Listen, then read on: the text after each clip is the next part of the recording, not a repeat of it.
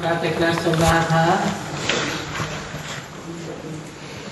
2/11/1966।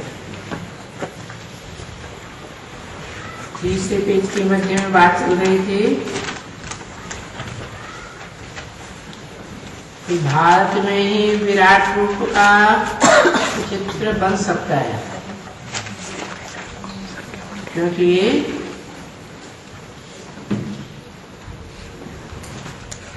विराट रूप में भक्ति मार्ग में विष्णु के विराट रूप के चित्र में से ब्राह्मण चोटी को भी उड़ा दिया है और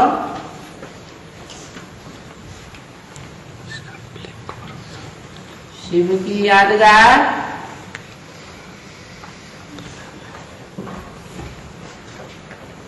गोल गोल शिवलिंग को भी हटा दिया है, क्योंकि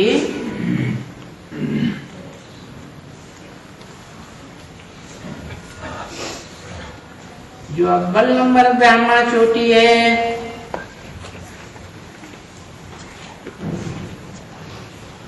और उसके साथ साथ जो भी नंबर 12 ब्राह्मण चोटी है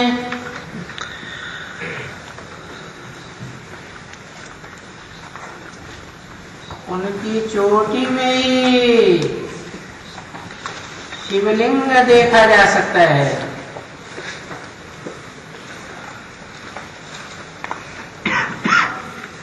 बिंदु को तो इन आंखों से देखने की बात ही नहीं। जैसे हम आत्मा अपने बिंदु को नहीं देख सकते, अति सूक्ष्म है, अणुयांशम है,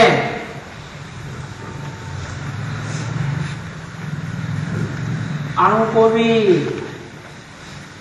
वैज्ञानिक लोग यंत्रों से देखते हैं, वैसे ही शिवलिंग में वो ज्योति दिखाई तो नहीं पड़ता है, परंतु सोमनाथ मंदिर में जो लिंगाकार पत्थर था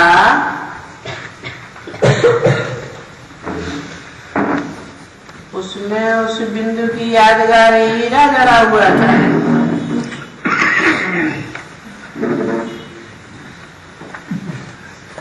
और वो यादगार हीरा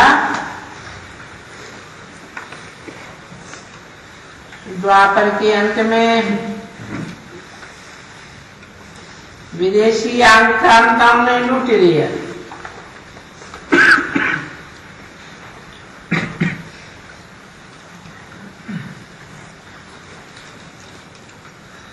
तो रोशनी तो आत्मा की ही होती है और वो तो सुप्रीम सोल है।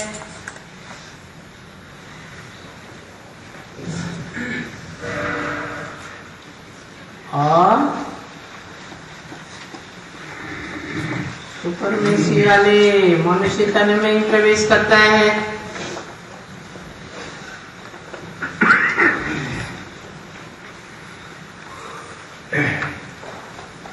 माना द्वापर के अंत और कलयुग के आदि से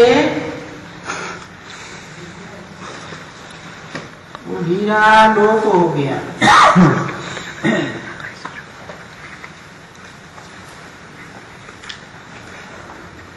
इस प्रति से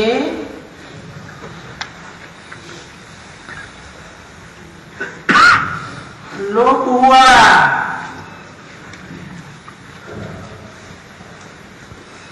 कलयुग की आदि तो तामसी युग आ गया।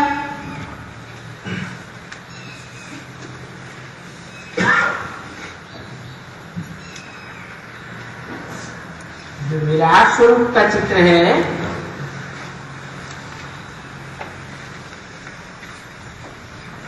वो भारत में ही बन सकता है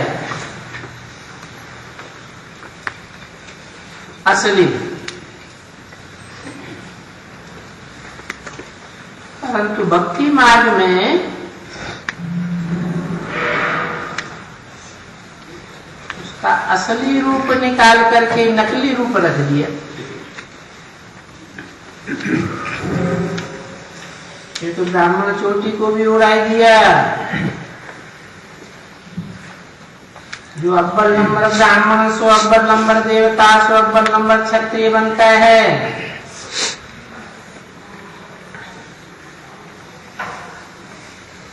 और आधा कल्प संपूर्ण आत्मिक स्मृति में रहता है। उसके बाद द्वापर युग से भी स्मृति तो रहती है,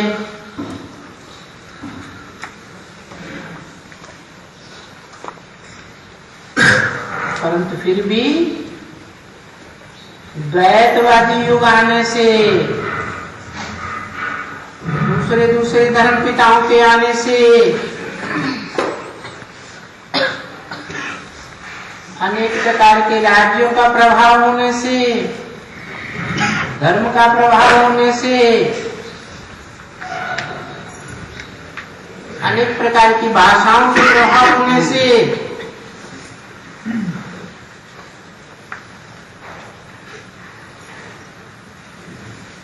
वो एक की स्मृति क्षीण होने लगती है।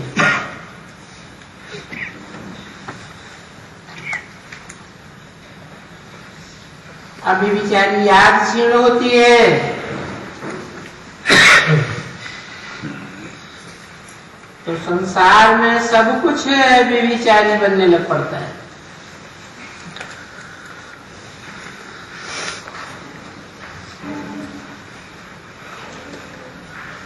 द्वापर के अंत आते आते संपूर्ण बेविचारी हो जाते।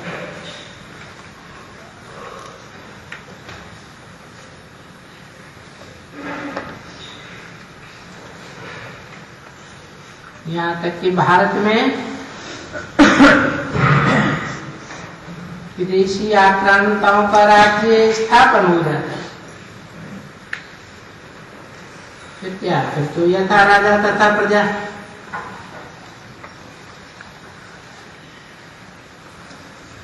और इन बातों की शूटिंग कहाँ होती है?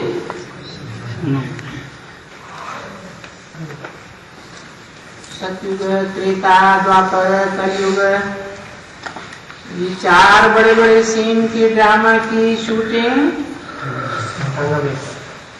कलयुग के अंत और सतयुग के आदि होने के टाइम पर होती है।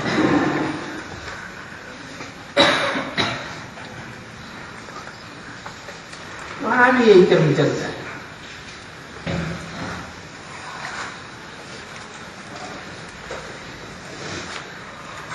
तो दूसरे धर्मों के पास तो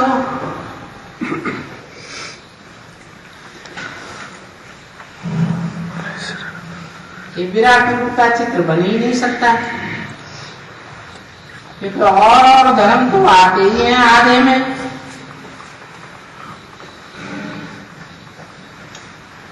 विराट रूप में तो देवताएं भी आती हैं,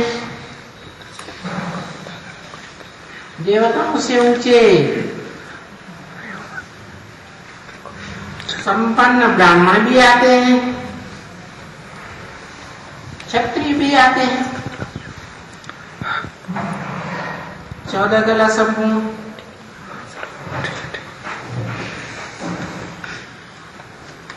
और द्वापर शुरू होता है द्वैतवादी युग।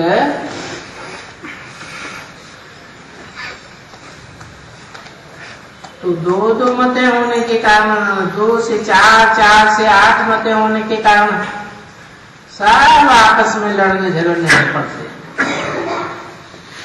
तो लड़ाई झगड़े का मूल कारण होता है विचार।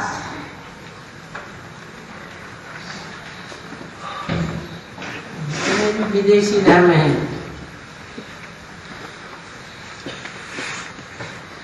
विधर्मी हैं,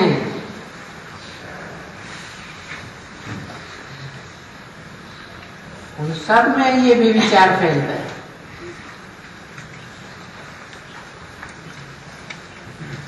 गुरु नानक की सिख धर्म में थोड़ा अंतर आता है, लेकिन वो फिर भी प्रवृत्ति मार्ग का धर्म है। और धर्मों के पास ये भी टार्गेट पर जो चित्र बनाते हैं,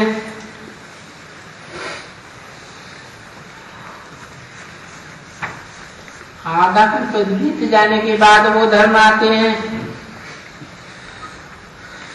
अधूरे टाइम पर आते हैं।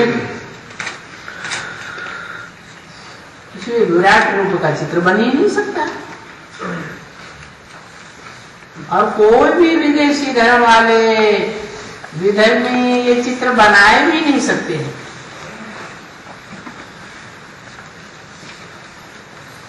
अभी यहाँ चित्र तो हैं,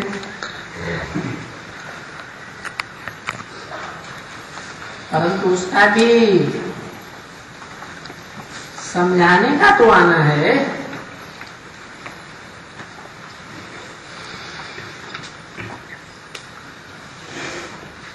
भक्ति मार्ग का जो चित्र है विराट रूप का,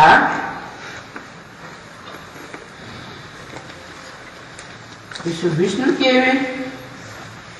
विचारे चित्र के ऊपर जो मूल सिर है वो ही नहीं है।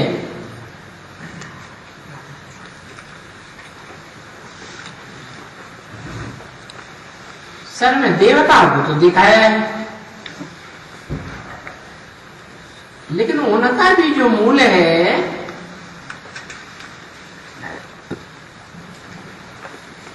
जड़ है,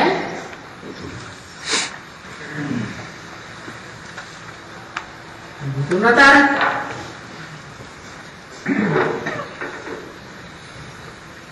तो ये बात भी तो समझानी पड़ती है ना।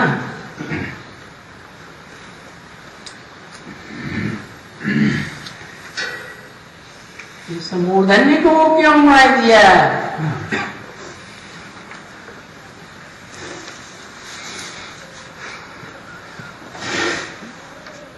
विधर्मियों ने और विदेशियों ने उनके उड़ाने न उड़ाने की तो बात ही नहीं, लेकिन भारतवासियों ने क्यों उड़ा दिया?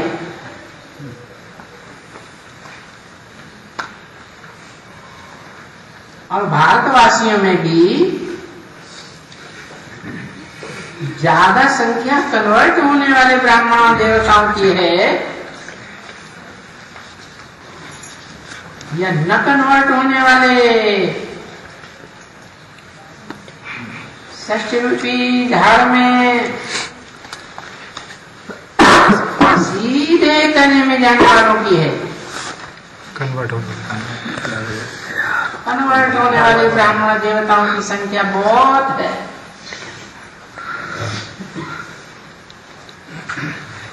तो बताओ, जो वाइब्रेशन बनेगा खास भारत में,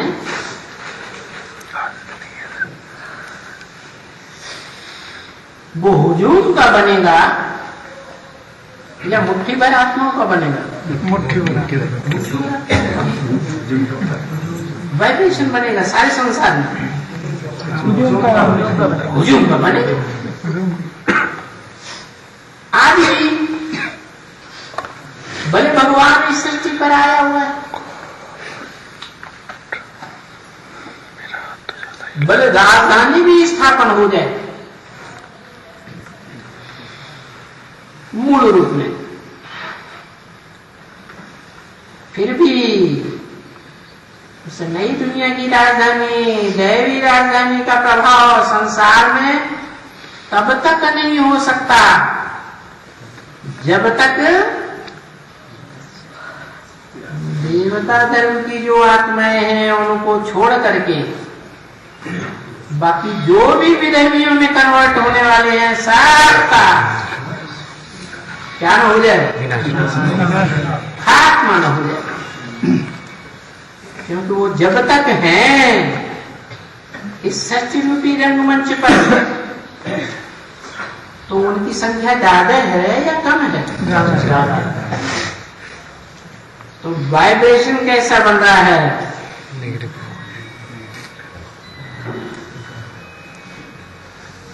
देवताओं के माफिक वाइब्रेशन बन रहा है या देवात्माओं के संगठन के विपरीत वाइब्रेशन बन रहा है दुनिया का?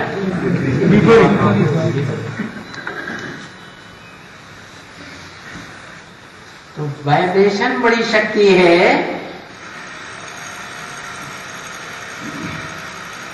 दृष्टि की बड़ी शक्ति है, ज्ञानेंद्रियों की बड़ी शक्ति है,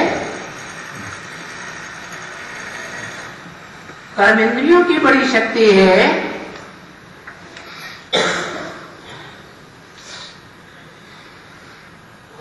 कौन सी बड़ी शक्ति है? क्यों? सूक्ष्म। हाँ, ये चीज जितनी सूक्ष्म होती है उतना ही उसका प्रभाव और शक्तिशाली वाइब्रेशन जरूर होता है।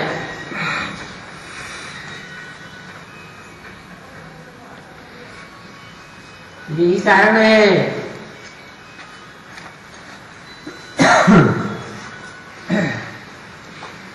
इस सृष्टि में जब ज्ञानेंद्रियों के फोर्स से संतान होती थी, सृष्टि की वृद्धि बढ़ती थी, तो भी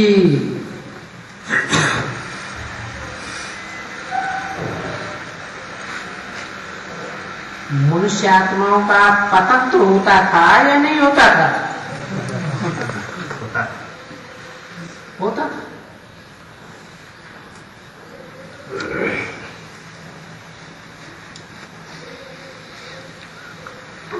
परंतु संगम युग में जब भगवान बाप आते हैं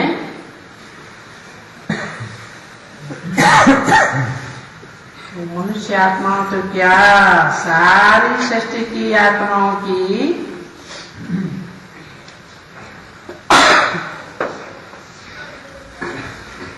ऊर्ध्व गति होती है,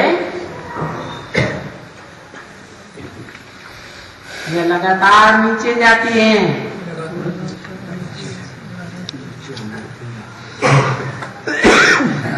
आदि में तो सपोर्ट करने वाले थोड़े ही होते हैं और अंत में सपोर्ट करने वालों की संख्या बढ़ जाती है। कोई भी धर्म के पास देख लो, आदि में उनको धक्के खाने पड़ते हैं क्योंकि उनको सहयोगी बहुत कम होते हैं या होते ही नहीं,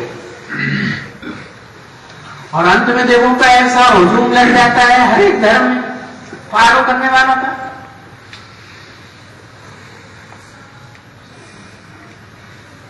तो ऐसे ही है, भगवान बाप भी जब इस सृष्टि में आते हैं तो अन्य धर्म पिताओं की तरह 100 वर्ष के अंदर ही नए सत्संग की स्थापना करते हैं।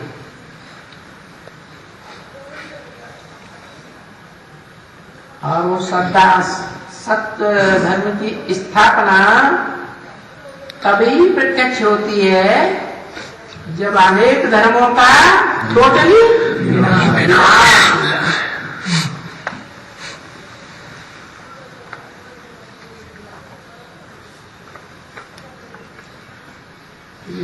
विनाश भी कैसे होता है, स्थापना भी कैसे होती है।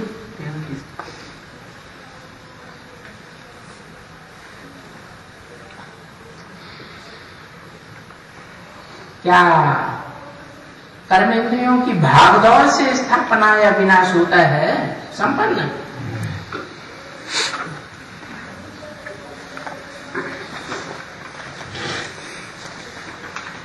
या ज्ञानेंद्रियों की पावर आने पर विनाश या स्थापना संभव हो जाती है? नहीं होता।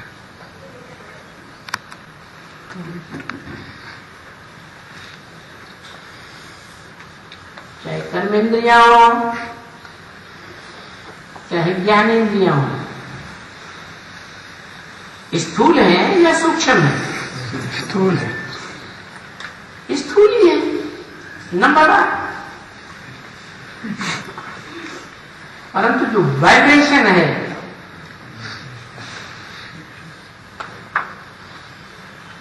वो काहे से बनता है? मूल रूप में संगठन है, संगठन सूक्ष्म मन से बनता है, बुद्धि से बनता है।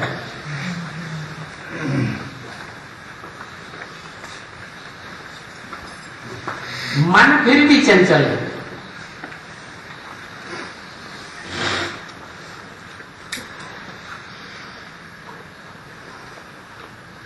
मन चलाने वाला मनुष्य कहा जाता है मननाथ मनुष्य, मनु की औलाद मनुष्य है। मन के कारण ही कहा जाता है।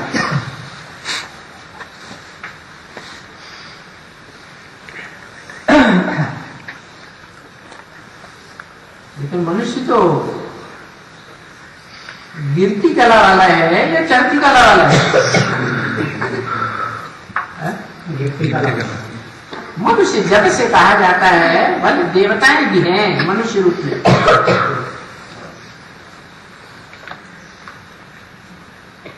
तो भी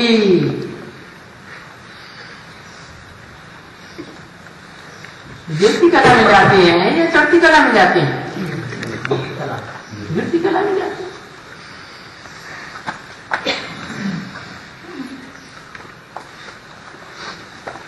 उन देवताओं को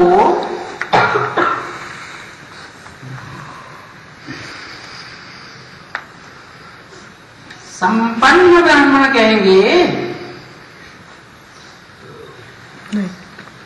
है?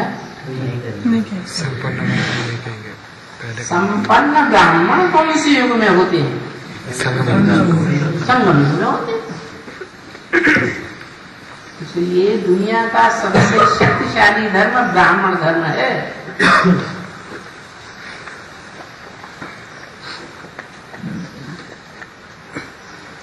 आज भी ब्राह्मणों की पूजा होती है,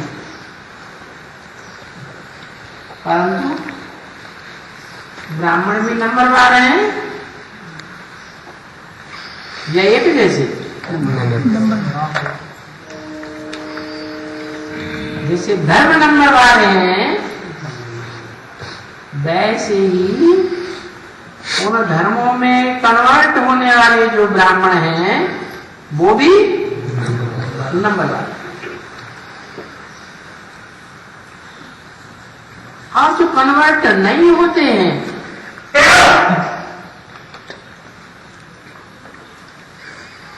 मनुष्य श्रेष्ठ वृक्ष के तने में सीधे जाते हैं,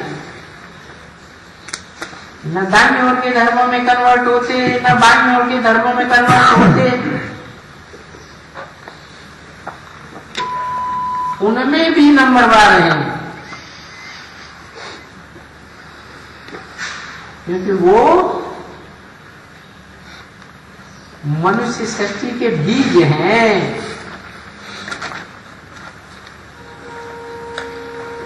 बीज का कभी लोप नहीं होता है।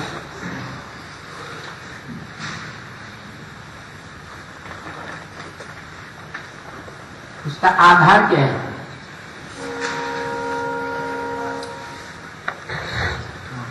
आत्मा। तो ठीक है, आत्मा बीज तो देवताओं में भी है, तो क्षत्रियों में भी है, तो विधर्मियों में भी है। ज्ञान धर्मी का आधार है, ज्ञान धर्मी का आधार है।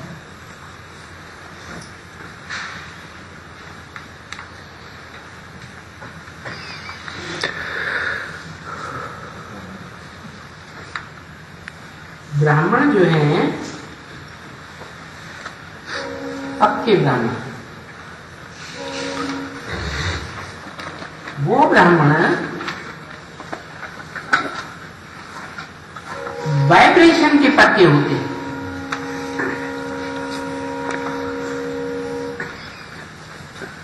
दृढ़ता होती है।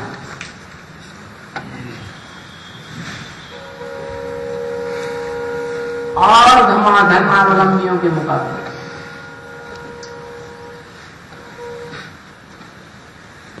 वो दृढ़ता ही वाइब्रेशन को बनाती है।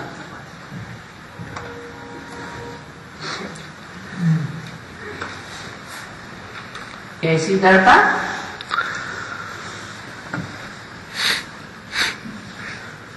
कार्यं वा साधयामि देहं वा पातयामि। माना देह भले छूट जाए लेकिन हम अपना काम पूरा करके छोड़ेंगे।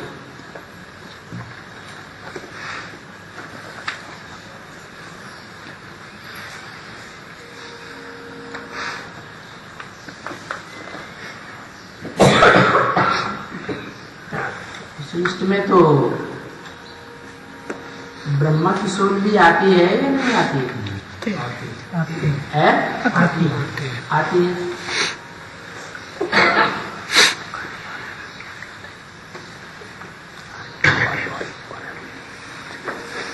वो तो मन है।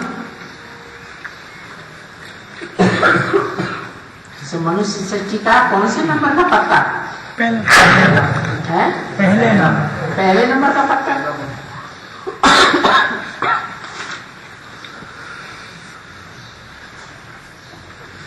तो जो मनुष्य सृष्टि का पहले नंबर का पत्ता है उसमें भी ये दृढ़ता है, परंतु वो 16 का संपूर्ण है।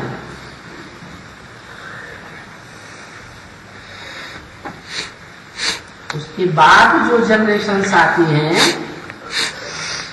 वो 16 तरह संपूर्ण नहीं होती।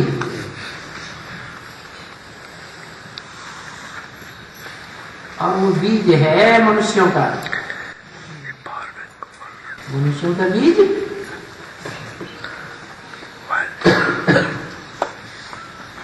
मननाथ मनुष्य। मनन करने से मनुष्य होता है, तो बीज कौन हुआ? मन बीज हुआ।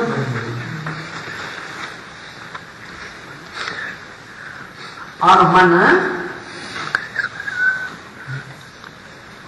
सदैव चंचल है या नहीं है? सदैव चंचल है।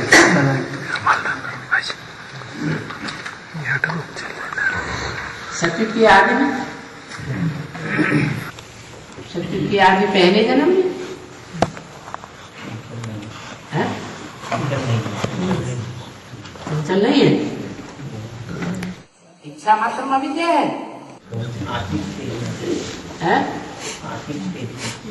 आत्मिक स्थिति। इच्छा मात्र में विद्या है। इच्छा आती है जाती है।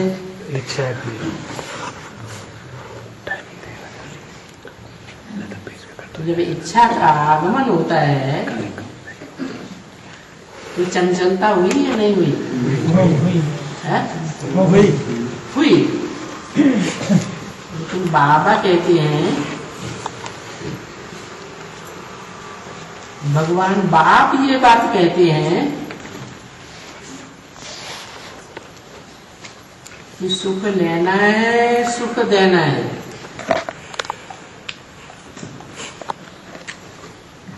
गलत बात कहते हैं या सच्ची बात कहते हैं?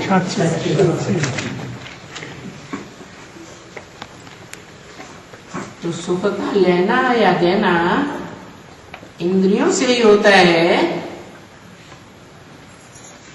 या बिना इंद्रियों के भी हो सकता है। इंद्रियों से ही सुख का लेन देन हो सकता है।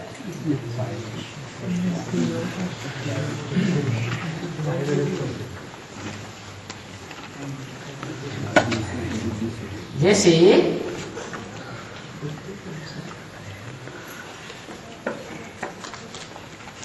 सतयुग में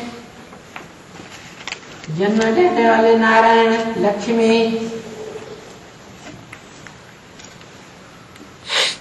बचपन से ही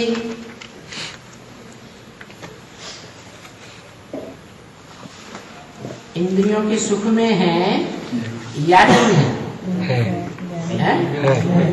इंद्रियों के सुख में है, लेकिन किस प्रकार का सुख है? विचारी सुख है या अव्यभिचारी सुख है? अव्यभिचारी सुख है।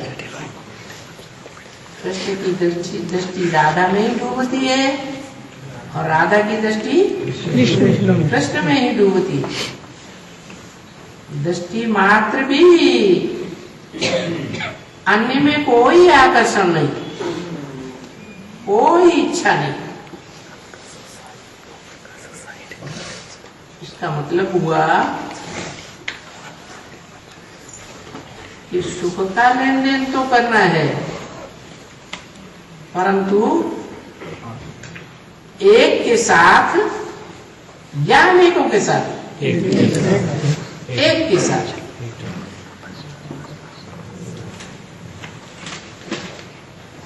तो मन जो इच्छा करता है सुख लेने की, ये अच्छी बात हुई या बुरी बात हुई? अच्छी। दुनिया में सब कोई चाहता है हमें सुख मिले, दुख न मिले। सन्यासियों ने तो आर्टिफिशियल बात कह दी, हमें न सुख चाहिए न दुख चाहिए, हमें तो मुक्ति चाहिए सदा का। भगवान के लिए कहते हैं बार बार इस सृष्टि पर आता है, जन्म जन्म लगी प्रभु अवतारा, कल्प कल्प लगी प्रभु अवतारा। और मनुष्य आत्माओं के लिए कह देते हैं कि सदा काल की, कभी सृष्टि पर आना ही नहीं।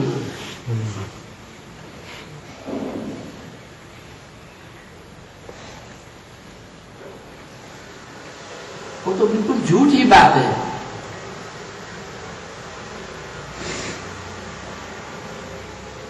एक तरफ कहते हैं आत्मा अविनाशी है,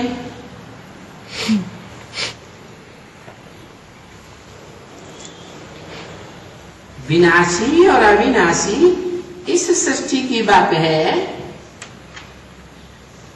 यह सृष्टि से परे की बात है। इस सृष्टि की बात, इस सृष्टि की बात है। अगर अविनाशी आत्मा सदा काल के लिए इस सृष्टि से लोप हो जाए तो विनाशी हुई या अविनाशी हुई?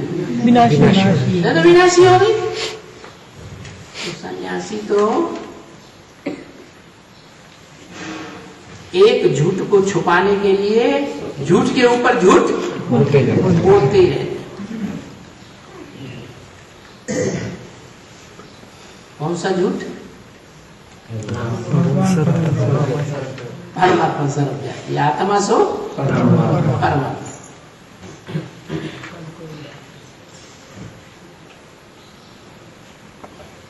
वास्तव में जो पहला पत्ता इस सृष्टि का है, कृष्ण कहो, भगवान बाप की इस सृष्टि पर आने पर ब्रह्मा कहो,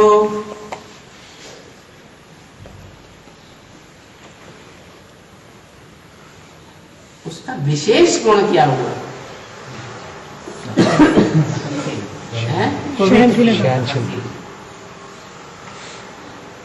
जो सारी मनुष्य सृष्टि का बाप कहा जाता है।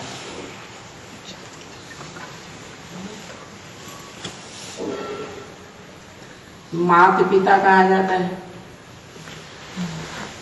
बड़ा हुआ या छोटा हुआ? बड़ा हुआ। क्या विशेष गुण है? पहचान है? पहचान बाप की, बाप की पहचान, बाप की पहचान।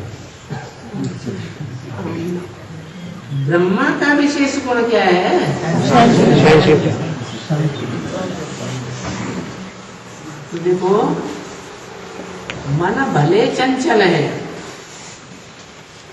फिर भी उसमें विशेष गुण हो सकता है। कोई भी मनुष्य मात्र में वो विशेष गुण हो सकता है। क्या चाहे तो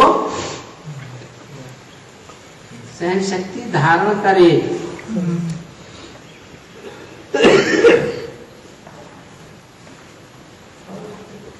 जिसको बोला है गीता में, भगवान ने भी बोला है। तो जो भगवान ने बोला है वही भारत का आदि ग्रंथ है। गीता में भी बोला गया है।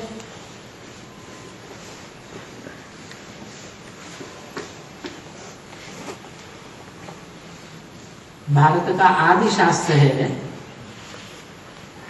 तो आदि सो अंत। आदि में हर चीज सत्व प्रधान होती है या तमो प्रधान होती है? सत्व प्रधान होती है।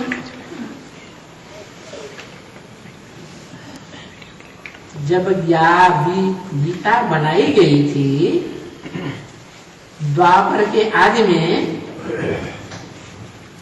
तो द्वापर भी सत्व प्रधान था या तमो प्रधान था? सत्व प्रधान था। जो गीता बनाई गई वो गीता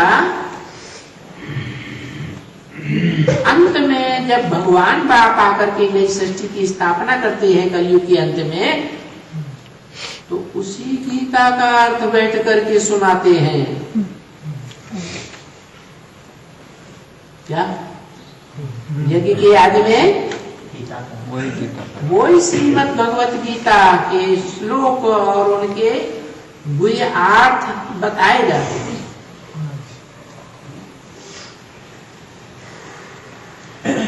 कहावत भी है, क्या समझे कवि, क्या समझे रवि। रवि माने ज्ञान सूर्य। उस गीता में जो गीत आए हैं, जो श्लोक आए हैं,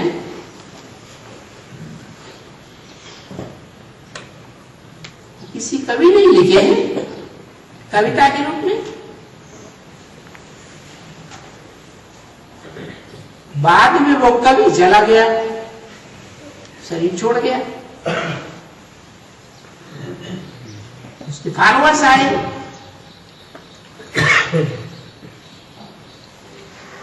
उन्होंने परंपरा डाल दी कि ये गुरु जी की व्यास गद्दी है, इस पर जो बैठेगा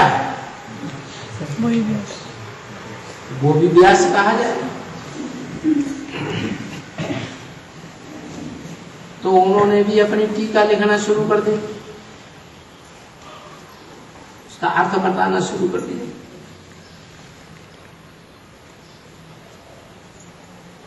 तो जो कवि कहना चाहता था, कवि का जो भाव है वही भाव उनके फॉलोअर्स में रहेगा क्या?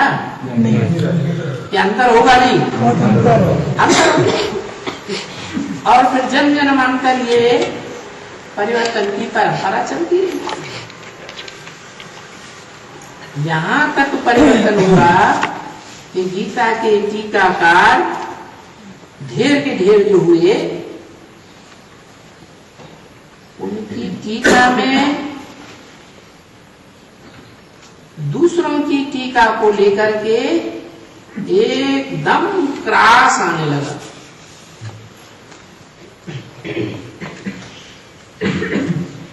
शंकराचार्य की गीता ने बताया, एको ब्रह्म द्वितीयो नास्ति, एक ही है, दूसरा कुछ नहीं है। और मध्वाचार्य की गीता बताती है मूल में ही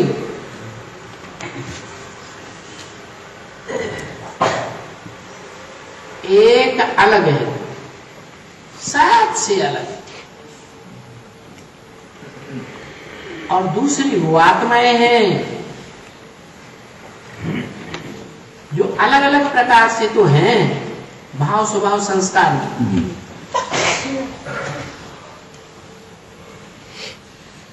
लेकिन उस तुरिया से भी अलग है। माना भगवान अलग है और आत्माओं का वजूद अलग प्रकार है। अब बताओ, भारतवर्ष में सन्यासियों के जो सबसे बड़े गुरु माने जाते हैं वो कौन? शंकराचार्य। और सन्यासियों को सारा भारतवर्ष मानता है। आज क्या हालत है? जो बड़े कथन, जो बड़े बड़े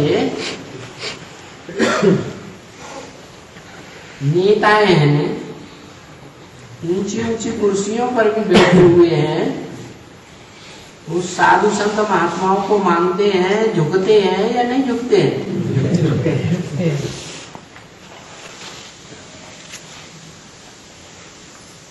भयंकर प्रभाव।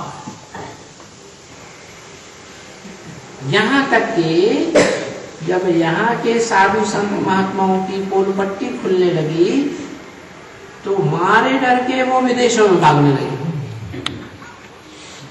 और विदेशों में जाके ढेर के ढेर संप्रदाय तैयार कर दिए।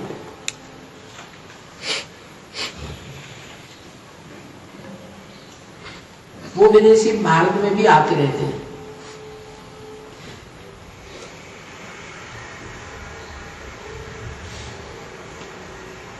विदेशों में उनका बहुत प्रचार प्रसार हो गया।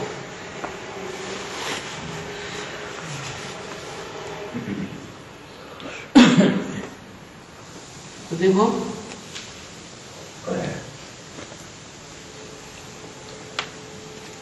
सन्यासी और ये धर्म पिता है जिन्होंने सारी दुनिया की मेंटेलिटी को नीचे गिराया है। वो दुनिया की दृष्टि में बहुत ऊंचे उठे हुए हैं। और माध्वाचार्य का नाम कोई कोई जानता होगा, जिन्होंने गीता की बात बताई। गीता में ही लिखा हुआ है कि दो प्रकार की आत्माएं हैं।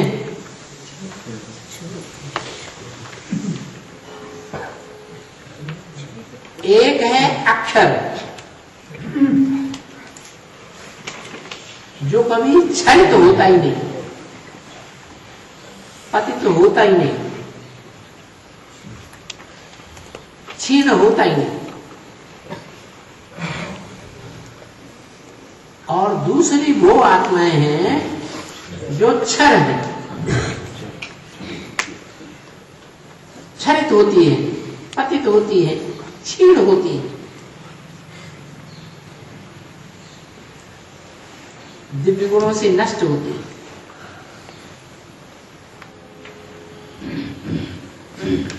तो बताओ, शंकराचार्य गीता के पक्के फॉलोअर हुए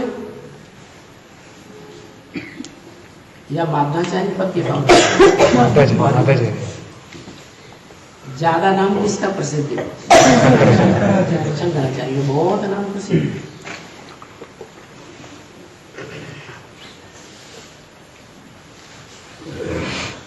दुनिया ऐसी ही बनती जाती है कि झूठ का बोलबाला बहुत बढ़ता जाता है और सच्चाई लोग होती है। जो सच्चे होते हैं उन्हें कोई पूछता ही नहीं,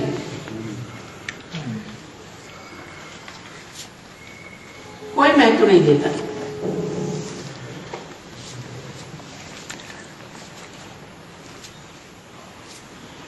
भगवान बाप भी आकर के यही बात बताते हैं कि जिन सच्चे लोगों को, सच्ची मनुष्य आत्माओं को दुनिया ने ठुकराया है, मैं उनका ही आकर के सपोर्ट करता हूं।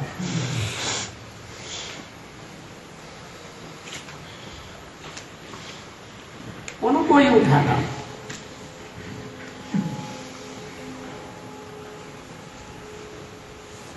भगवान बाप ने भी यही बताया।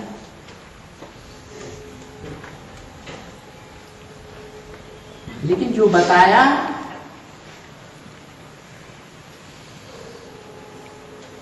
उस सच्चाई को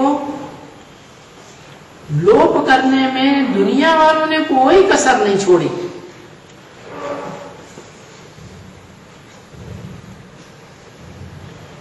यज्ञ के आदि में गीता की जो भी व्याख्याएं भगवान बाप आकर करते हैं, उन सारी व्याख्याओं को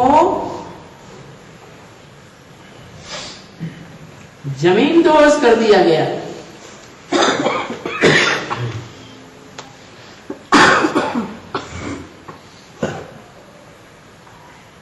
शूटिंग हुई या नहीं हुई इस बात की? नहीं, सच्चाई को लुप्त करना है। हाँ, विदेशी आक्रांताएं आए, विदेशियों ने आकर के भारत में जब राज्य किया तो हमारे शास्त्रों को फाड़ फाड़ करके नदियों में फेंक दिया, जमीन में गाड़ दिया, भाव में सुलगाई दिया।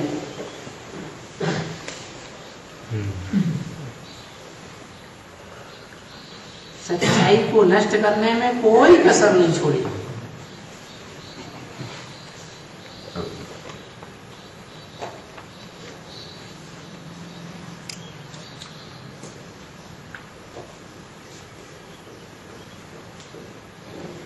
विराट रूप का चित्र भी है जो भारत में बहुत प्रसिद्ध है, गीता में भी आया है।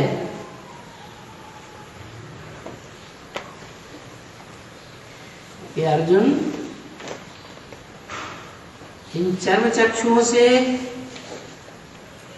भगवान के विराट रूप का दर्शन नहीं कर सकता था, इसलिए उसको दिव्य नेत्र दिए। दिव्य नेत्र और कुछ नहीं है, ज्ञान के नेत्र है, सच्चाई की पहचान। तो विराट रूप के चित्र में वो सच्चाई भगवान आकर के बता रहे। क्या सच्चाई? विराट रूप के सिर में देवताएं दिखाए, भुजाओं में क्षत्रिय दिखाए, पेट और जंघाओं में वैश्य दिखाए, और पैर में शुद्ध, हाँ पाँव में शूद्रों को दिखाया है। लेकिन जो सबका मूल है उसको थोड़ा नहीं थोड़ा कौन है सबका मूल? शिव। शिव तो निराकार है, ज्योति। जैसे आत्मा ही निराकार है। निराकार आत्मा आंखों से दिखाई देती है? नहीं देती। तो प्रत्यक्ष चाहिए या नहीं चाहिए? चाहिए। प्रत्यक्ष को प्रमाण देने की जरूरत नहीं होती। देखो, भक्ति मार्ग की शुरुआत कहाँ से होती है? दापर से नहीं, भक्ति मार्ग का बीज तो सतयुग के आदि से ही पड़ा हुआ है। संगम पहला था। दादा लेखराज वाली आत्मा जीवन रहते भगवान के प्रैक्टिकल स्वरूप को पहचान पाई नहीं।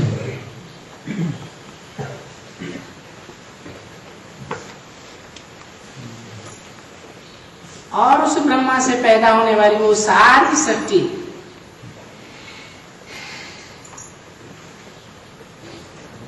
जो 9 कुरियों के ब्राह्मणों में वितरित हो गई, 9 कुरी के ब्राह्मण बनते हैं, वो सारे ही ब्राह्मण ब्रह्मा और ब्रह्मा के फॉलोअर्स की चपेट में आए या नहीं आए, प्रभावित हुए या नहीं हुए? है? नहीं हुए? यहां तक कि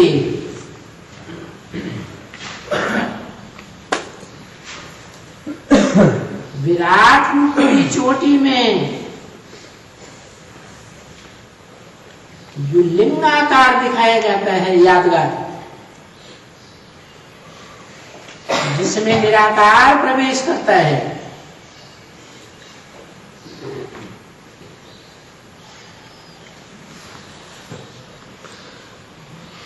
जिस निराकार की गांठ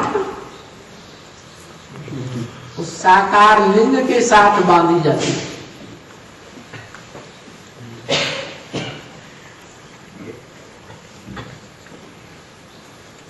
भारत में आज भी परंपरा है, पति पत्नी की शादी होती है, क्या करते हैं? गांठ बांध देते हैं। गांठ बांधने का मतलब क्या हुआ? है जीवन भर एक दूसरे से बंध करके रहे। परंपरा कहाँ से शुरू होती है? कहाँ से? कैसे?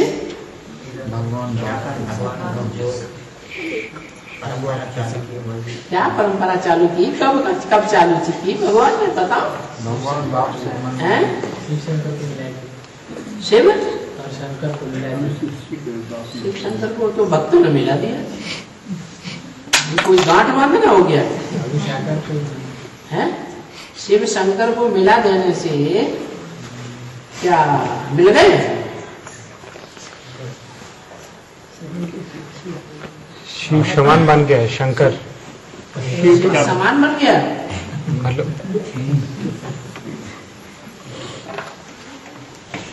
5,000 साल शिव की तरह परमधाम नहीं रहता है। 5,000 साल नहीं, 5,000 साल नहीं, परमधाम नहीं रहता है? रहता है? फिर क्यों? फिर क्यों बोला? कुछ समय के लिए, कुछ समय के लिए।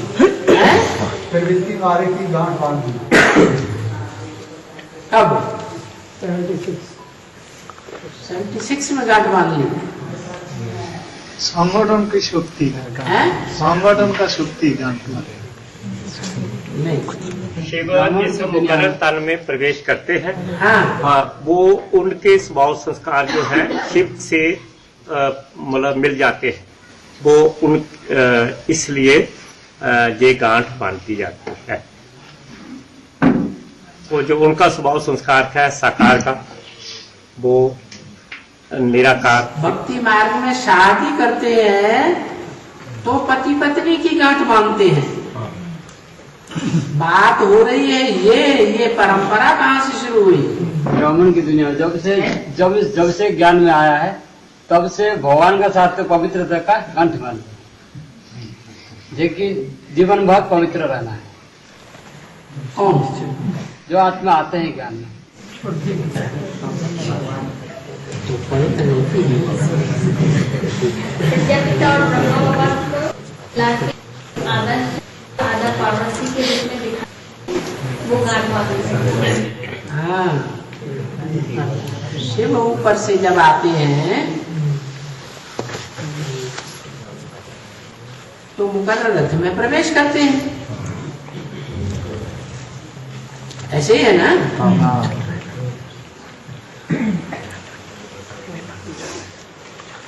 तो दोनों आत्माओं के बीच में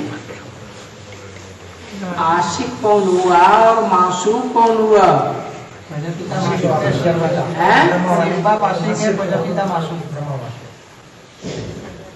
शिव बाप आशिक है, क्योंकि आशिक ही माशूक के पीछे भागता है।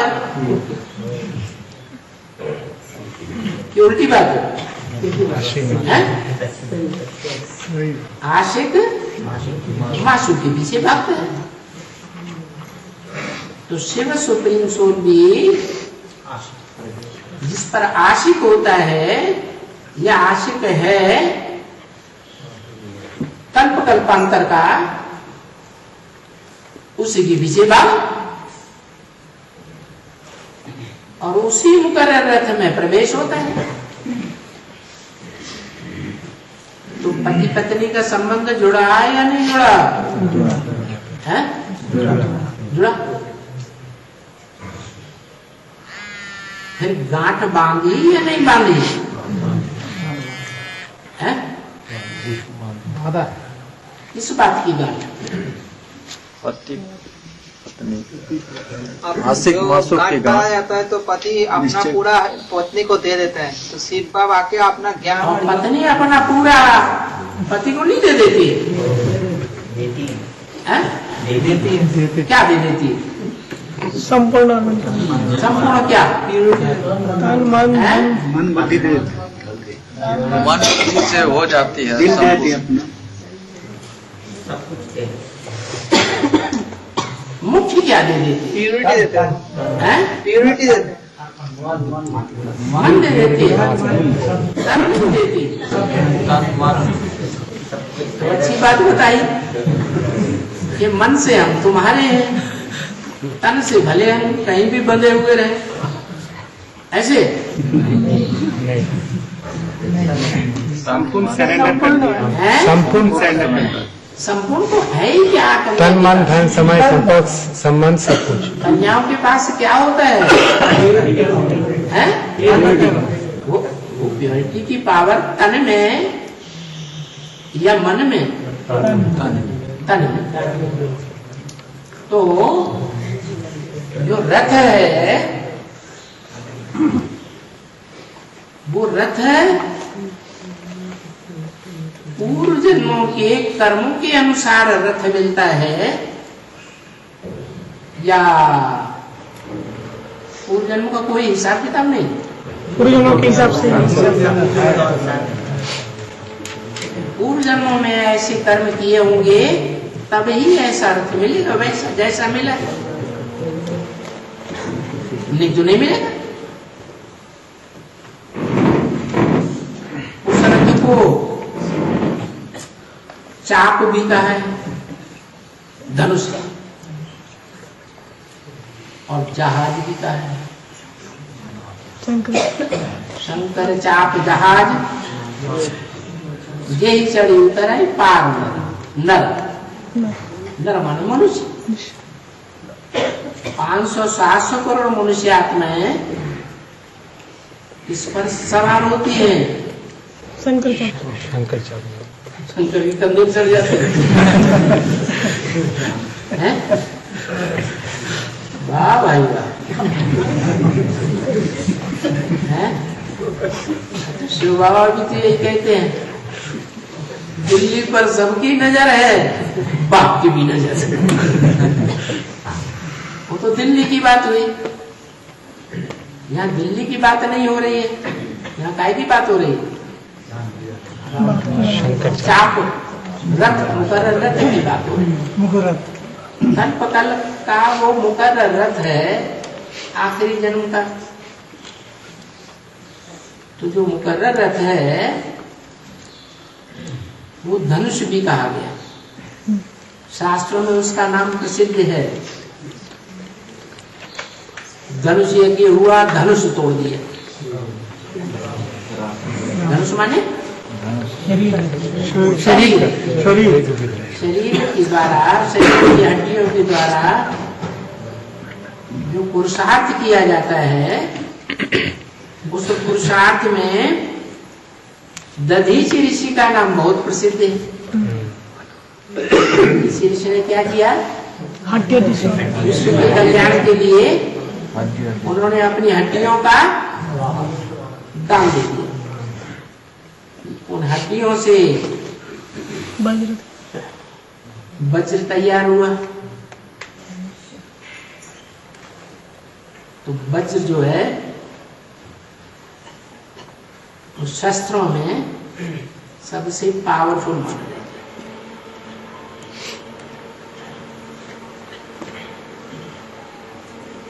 तो ब्राह्मणों की दुनिया में दधीची कौन हुआ? ब्रह्मा है ब्रह्मा ब्रह्मा बाबा दधीची हुए।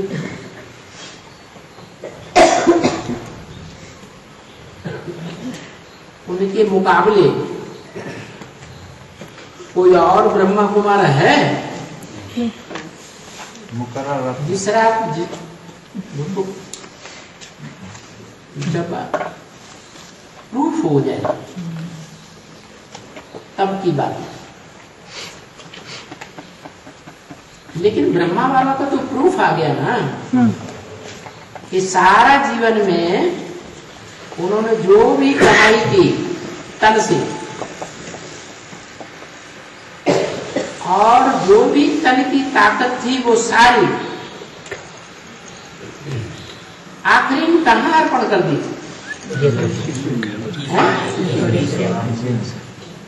ईश्वरीय कार्य में अर्पण कर दी ना। तो हड्डी हड्डी भी स्वाहा कर दी, राख बना दिया, खत्म कर दिया ना। तो वो दधीचि ऋषि की हड्डी से वज्र तैयार किया गया। सेवका धनुष भी बनाया गया। उस धनुष के लिए ये कहावत है, सिखों में भी कहावत है, नानक चाप जहारी। उन्होंने नानक को समझ लिया सदगुरु, तो उनके रथ को आधार बना करके सारी दुनिया पार हो जाएगी।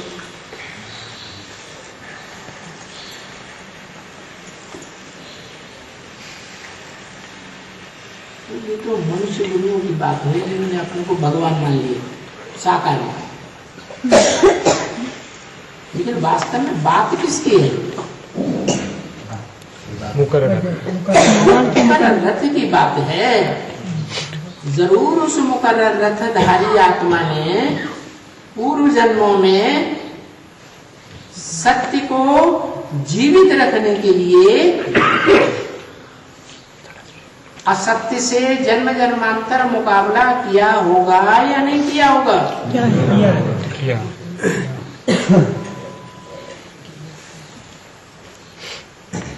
तो समझ में आ जाना चाहिए कि भगवान क्यों आशिक होता है। सच्चाई। भगवान तो सर्वशक्तिमान है, उसको किसी पर आशिक होने की क्या दरकार है? क्यों आशिक होता है? कारण सत्य को पकड़ के रखता है, सत्य को पकड़ कर रखता है। हाँ, इस संसार में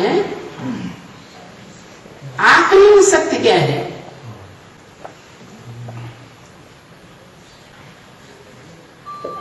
जिस सत्य से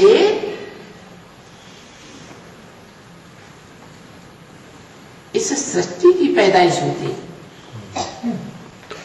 मैं आत्मा बाप को पैसा आत्मा तो सत्य है और आत्माएं तो अनेक हैं, लेकिन उन आत्माओं में वो आत्मा कौन है? राम बलि अरे पूरी बात तो सुन लो, वो आत्मा कौन है? उन आत्माओं के बीच में वो आत्मा कौन है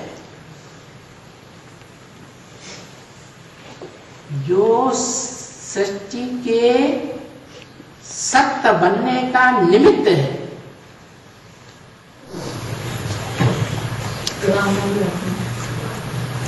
परम ब्रह्म। कहते हैं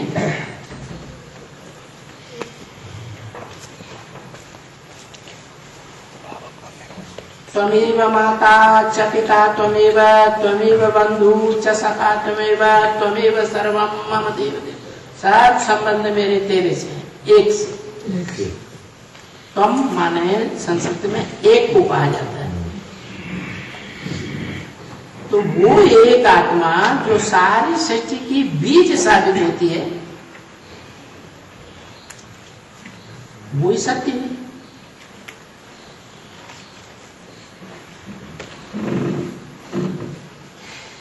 एक व्यक्ति के 10-20 बच्चे हैं,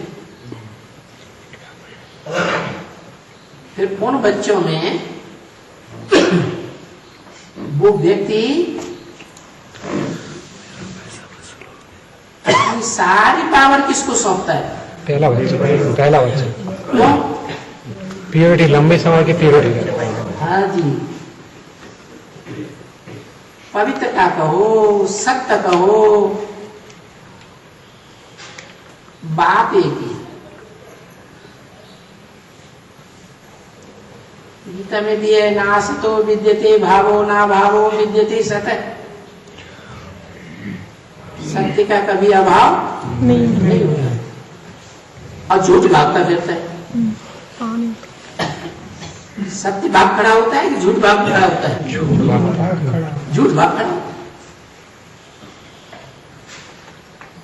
एक के पीछे 10 बातें बोली,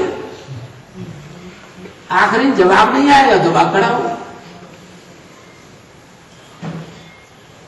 तो इस सृष्टि रूपी रंगमंच पर सदाकाल स्थायी रहने वाला कौन है? सत्य है या नहीं है? या सृष्टि खत्म होती है तो वो भी खत्म, सारी दुनिया खत्म हो जाती है तो वो सत्य भी खत्म हो जाता है?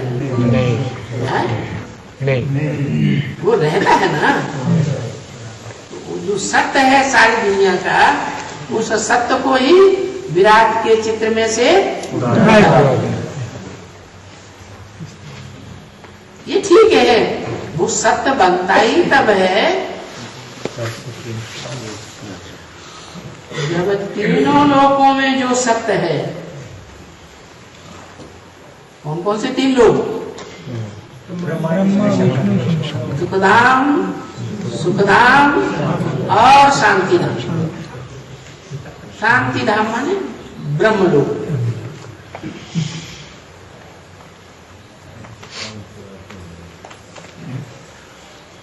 ब्रह्मलोक से लेकर के जितने भी लोक हैं सारे ब्रह्मांड में, सब पुनरावृत्ति है।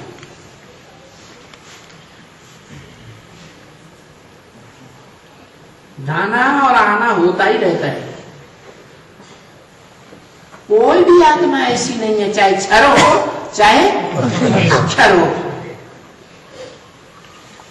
हर आत्मा को इन 3 लोकों में से आना जाना करना ही पड़ता है।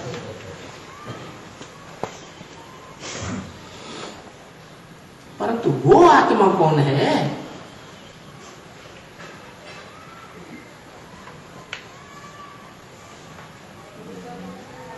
है सी भी सत्य, हो सी भी सत्य, और थे भी सत्य। सत्य असत्य इस दुनिया में साबित होता है या सत्यधाम में साबित होता है? सत्यधाम में तो सत्य ही सत्य है, बात तो असत्य है ही नहीं। इस दुनिया की बात है सच्चा और झूठा। तो जो सत्य है वो एक है या अनेक है? एक है सत्य। उस सत्य को ही विराट रूप के चित्र में से उड़ा दिया। अब बताओ किसने उड़ाया होगा? सन्यासी। सब सन्यासियों ने उड़ाया। सन्यासियों को फॉलो करने वालों ने नहीं उड़ाया, वो भागीदार नहीं है। वो भागीदार है। हाँ, सन्यासियों जिन्होंने माथा टेका वो भागीदार नहीं है। उन्होंने सपोर्ट नहीं किया। तो सारी दुनिया भागीदार है इस बात के लिए, सत्य को नष्ट करने के लिए। सत्य को भगाने के लिए।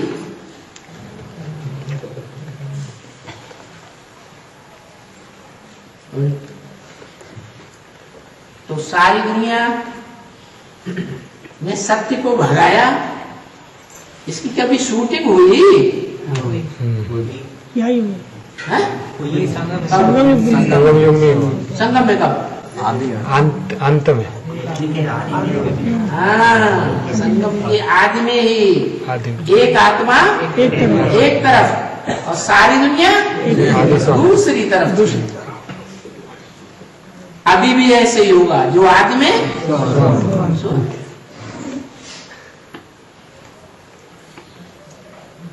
आदि में भी ऐसे ही था। बेसिक में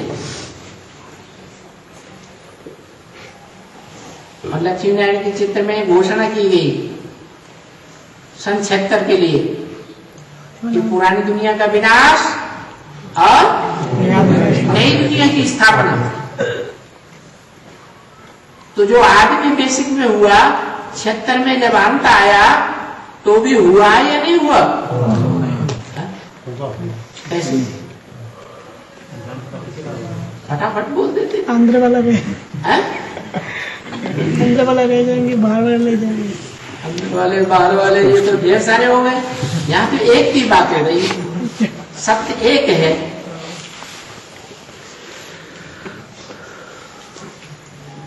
असत्य के अनेक रूप हैं। तो आदि में एक था और सारी दुनिया विरोधी होगी। दूसरी तरफ एक और एक तरफ सारी दुनिया। तो 76 में भी हुआ है या नहीं हुआ? 76 में भी हुआ। कैसे?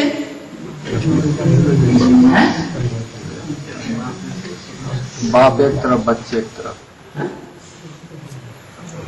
अरे 76 में भी सच्चाई की बात है। मुरलियों में मुरलियों की सच्चाई की बात लो करके सारी दुनिया एक तरफ और एक आत्मा एक तरफ थी। सारे ही विरोधी थे। लौकिक संबंधी तो पहले ही विरोधी, गांव वाले भी विरोधी, समाज और सरकार भी विरोधी। भले मारपीट हो या कुछ भी हो या कोई भी धर्म के धक्के खाने पड़े तो सरकार क्या सहयोगी बनती है? नहीं। सच्चों की है? नहीं सहयोगी।